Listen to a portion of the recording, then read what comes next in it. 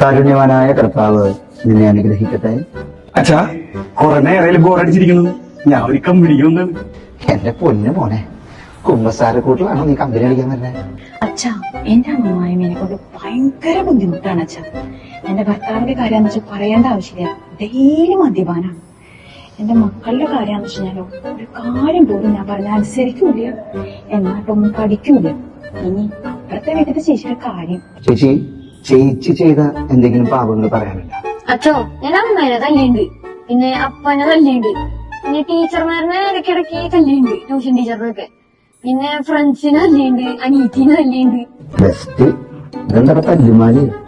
നീ തല്ലാന്നുള്ളൊരു ബാക്കിയില്ല. എല്ലാവരും തല്ലിയുണ്ട്. അച്ഛനൊന്ന് പരിചയപ്പെടാനായിട്ട് വന്നതാണ്. അച്ഛന്റെ വീട് എവിടെയാണ്? അച്ഛന് 3 പെങ്ങന്മാരാണെന്നല്ല പറഞ്ഞത്. അവരൊക്കെ ഇപ്പൊ എവിടെയാണ് താമസിക്കുന്നത്? നീ ഇവിടെ കയറി പോണേ. ഞാനല്ല ഇവിടെ ആദ്യം വന്നത്. നീയാവോ ആദ്യം വന്നവ. പക്ഷെ മുട്ടുകുത്തി കുമ്പസാരത്തിന് വെച്ചാൽ മതി. ഞാനാ ഞാൻ ഇവിടെ വന്നപ്പോൾ കണ്ടില്ലോ. എല്ലാം കാണില്ല. പക്ഷെ ഞാൻ മുട്ടയ്ക്കാൻ പോയപ്പോഴേ ഇവിടെ കൊമ്പ ചടഞ്ഞ പോയി അടയാളത്തിന് കുമ്പസാരിക്കാൻ വന്നിട്ടല്ലേ എന്നിട്ട് തല്ലുകൊണ്ട? സോറി അച്ചോ. അച്ചോ, ഞാനല്ല, ഇവനെ പാപം ചെയ്ത. ഇതൊക്കെ കുമ്പസാരത്തിന് പറയണ്ടേ വെച്ചാ? പറയേണ്ടി വരും. ഒരു ആശീർവദിക്കണമേ. ഞാൻ 2 മാസമായി കുമ്പസാരിച്ചിട്ട്.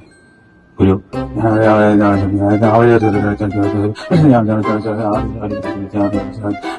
ആ ചേട്ടൻ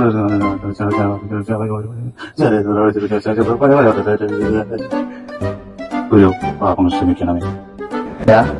നീ ഈ പറഞ്ഞതൊക്കെ ഒന്ന് സ്ലോയില് പറഞ്ഞ, എനിക്ക് ഒന്നും മനസ്സിലായില്ലേ. അച്ഛ, ഭയങ്കര നടുവേദന, കൈമുട്ടുവേദന എപ്പോഴും ഉണ്ട്. വല്യനെ വേണം. സഹോദര, ഞാൻ ഡോക്ടറല്ല. സാധാരണ എന്റെ വേദനകളാണ് ഞാൻ കുമ്പസാരത്തിൽ പറയാറുള്ളത്. ഓഹോ, ഈ ആത്മാവിന്റെ വേദന എന്തെങ്കിലും? അച്ചോ, കൃത്യം 1 വർഷമായി അച്ചോ ഞാൻ കുമ്പസാരിച്ചിട്ട്. ഈ 1 വർഷത്തിനുള്ളിൽ ഞാൻ ഒരു പാപം ചെയ്തിട്ടില്ല അച്ചോ.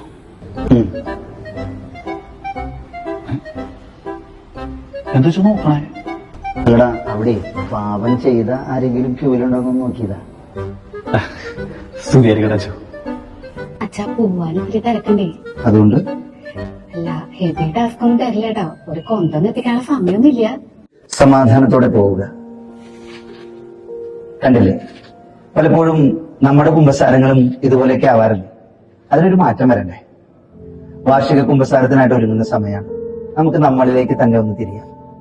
പാപങ്ങളെല്ലാം വളരെ കൃത്യമായി ഓർത്തെടുത്ത് പശ്ചാത്താപം നിറഞ്ഞ മനസ്സോടെ മേലിൽ പാപം ചെയ്യുകയില്ലെന്ന ദൃഢപ്രതിജ്ഞയെടുത്ത് നമുക്ക് കുമ്പസാരത്തിനായിട്ട് അണയാം.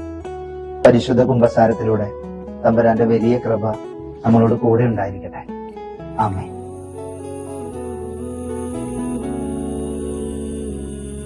ഒരിടം തരണേ തലചായ്ച്ചുറങ്ങാൻ,